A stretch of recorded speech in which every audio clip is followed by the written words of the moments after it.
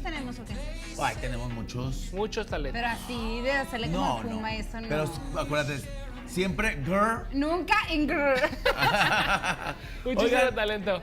hablando de otra cosa también muy importante es la relación con tu papá. Exacto. Ya sanamos esa relación. ¿Tú sanaste la relación con tu papá? Yo Que nunca ya no. tuve problemas con mi papá, según Ajá. yo. Según yo, nunca tuve nada que sanar.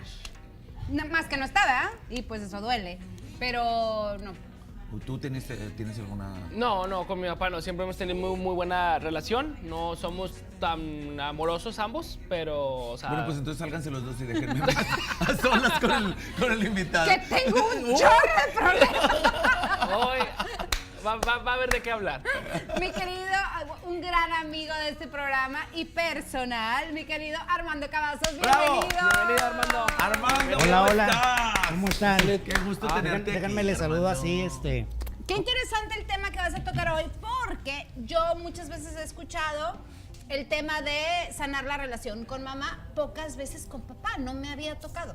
Sí, fíjate, es bien interesante porque efectivamente pensamos siempre en la mamá en primera instancia, pero muchas veces al papá de alguna manera se le invisibiliza, ¿sí? Lo dejamos ahí al lado y digo, y está cerca el Día del Padre y nos damos cuenta que incluso los festejos, aunque ahora con lo del Mundial, pues de alguna manera comercialmente vemos que lo promueven más, porque bueno, pues están los dos temas Se ahí juntó. juntos, pero en el tema de la sanación con el papá es muy complicado porque también culturalmente venimos arrastrando este distanciamiento en donde el papá ha tenido que mantener una figura por muchos años y lo recordamos sobre todo en las películas de la época de oro del cine mexicano en donde el papá tenía que ser muy recio. Exacto. Y no podía mostrar sus sentimientos. Entonces, Y luego, Armando, siempre decimos que es un país, México, muy machista, pero en realidad es un país donde el matriarcado es muy importante. totalmente, y a veces el machismo luego lleva a ese extremo en donde se genera esa separación, esa barrera.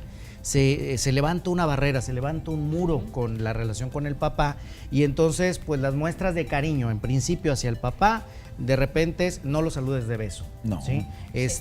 Tienes que comportarte con cierta compostura, ¿verdad? Entonces el hombre en general se nos ha dicho por mucho tiempo, aunque esto ha ido cambiando, el no mostrar los sentimientos. Entonces esto complica que cuando tenemos que entrar en un proceso de sanación, ¿sí? Con la mamá, bueno, pues tú lo decías, se platica más porque hay pues ya esta ventaja de que con la mamá puede ser más cercano, más cariñoso, mostrar el afecto, pero en el caso de con el papá, pues ¿cómo le haces si te han dicho que al papá hay que mantenerle cierta distancia? Entonces llegar con el papá y decirle, oye papá, quiero hablar contigo de cómo me siento, y a veces puede ser que el papá esté o no esté, pero mantenemos esa imagen. Y en el lado del machismo, Armando, hablamos mucho de eso que dices tú, de que no haya muestras de afecto entre papá e hijo, pero luego también entre papá e hija, y luego lo transgiversan mucho. Sí. Sí, es muy complicado para las hijas cuando van creciendo, que incluso los papás, y eso sí me tocó, los papás son como más reservados como para guardar un respeto, ¿no? Exactamente, y entonces aquí tendríamos que pues trabajar primero en un cambio en la cultura que se ha ido dando, pero no es así como que ya lo tengamos del otro lado. Y cómo hacerle, lo primero es entender al papá, o sea, si queremos una sanación con el papá, el hijo o la hija tendría que en principio entender que el papá ha tenido una historia propia, no que esto justifique las acciones, porque estamos hablando a lo mejor de estos temas en donde era porque la distancia, ¿no? Pero puede haber otros temas más graves como el abandono, como alguna especie de abuso en donde pues todavía es más complicado el asunto. Entonces ahí lo primero que tendríamos que hacer es comprender como hijos cuál es la historia del papá. Reitero, no para justificar. Es lo que te iba a decir. ¿Sí? Nunca, Nada justifica la violencia ni todo lo que tenga que ver con un abuso, pero podríamos de alguna manera empezar como un primer paso a decir, a ver, ¿por qué actuó como actuó? ¿Sí? Para poder comprender ese contexto, y eso nos va a permitir como, a ver, ya entiendo que su historia fue una historia complicada, que fue una historia difícil, que de alguna manera vamos a decir, es el chip que traía marcado. Exactamente. Sí. A lo mejor los de nuestra generación, Jerry, diríamos, es el cassette, ¿verdad? Pero ahorita pues ya es el chip. Al rato va a ser la inteligencia artificial. Al rato la IA. Entonces, es lo que traes marcado. Son los patrones que traes marcados y que de alguna manera, pues tú los estás haciendo o el papá los hacía porque pues para él era lo correcto. Alguien me platicaba en una ocasión que cuando fallece su suegro, sintieron un alivio, curiosamente, en la casa. Sí, sintieron un alivio. ¿Por qué? Porque el papá, a pesar de que los hijos ya estaban casados, marcaba completamente las directrices de lo que se tenía que hacer, incluso en los festejos.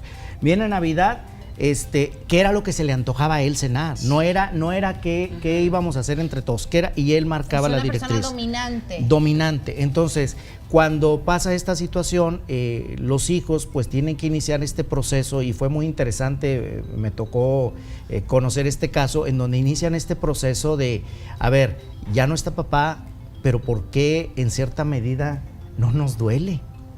¿Por qué como que hasta nos sentimos aliviados? Y empiezan con este trabajo de hacer una lista, que esto pues siempre los psicólogos nos dicen que es importante hacer una lista para decir, a ver, ¿cuáles son las situaciones con las cuales yo tengo una molestia con papá? Sí, por eso decía, esté o no esté, me refiero a físicamente o a lo mejor ya trascendió este plano, pero entonces hacer esa lista y entender cuáles son las situaciones en las que yo me siento dañado.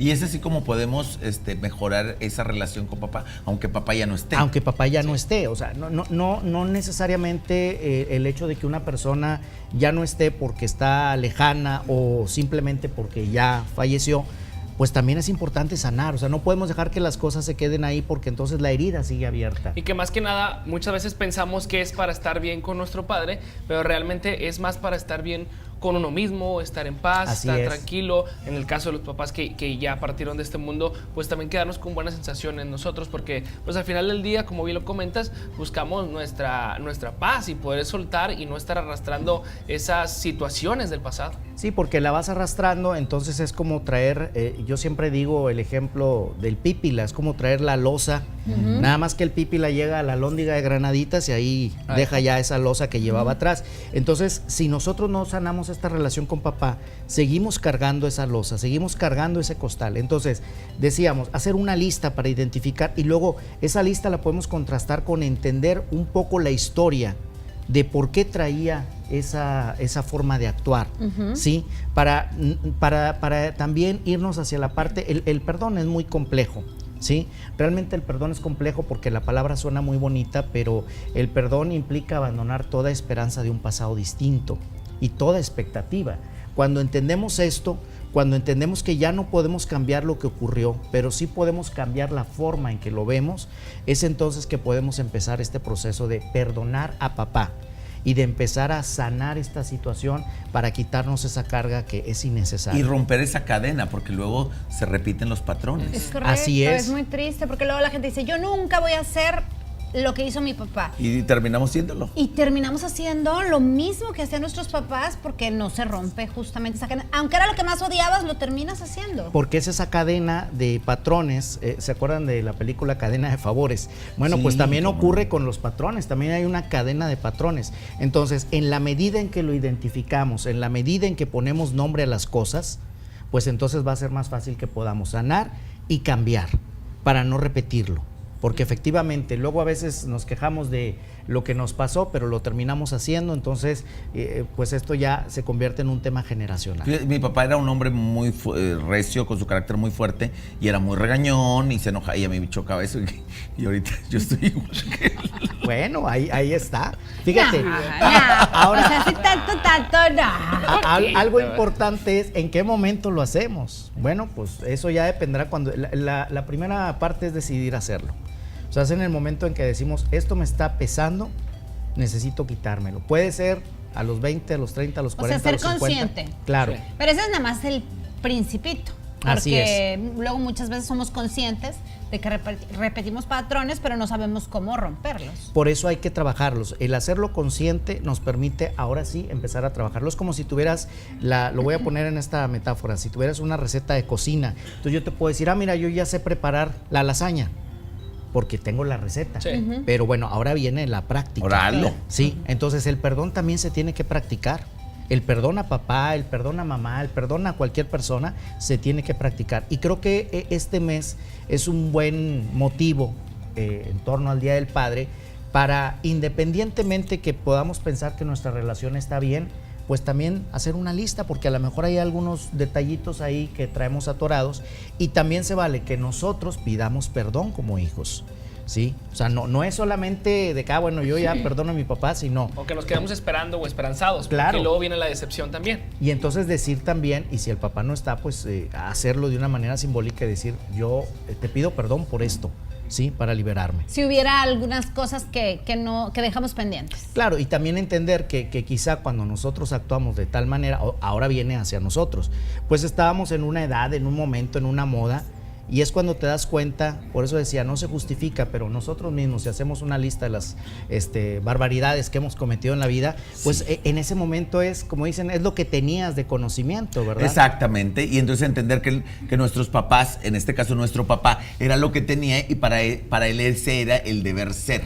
Así es. Entonces, pues la invitación es a practicar el perdón y aprovechar este tiempo del Día del Padre para que podamos vivirlo. Hay gente que luego dice, no, es que yo no tengo nada que festejar. A mí el Día del Padre no me gusta porque mi papá, me ha tocado a veces en eventos, fíjense, de bodas civiles, cuando me entero por ahí que no quieren que mencionen al papá, ¿sí? Porque hay alguna situación ahí atorada. O sea, el papá es que a veces hay mucho rencor. Claro, entonces ese es el problema, que entonces el rencor ahí está anclado y el rencor pues nos va carcomiendo el alma.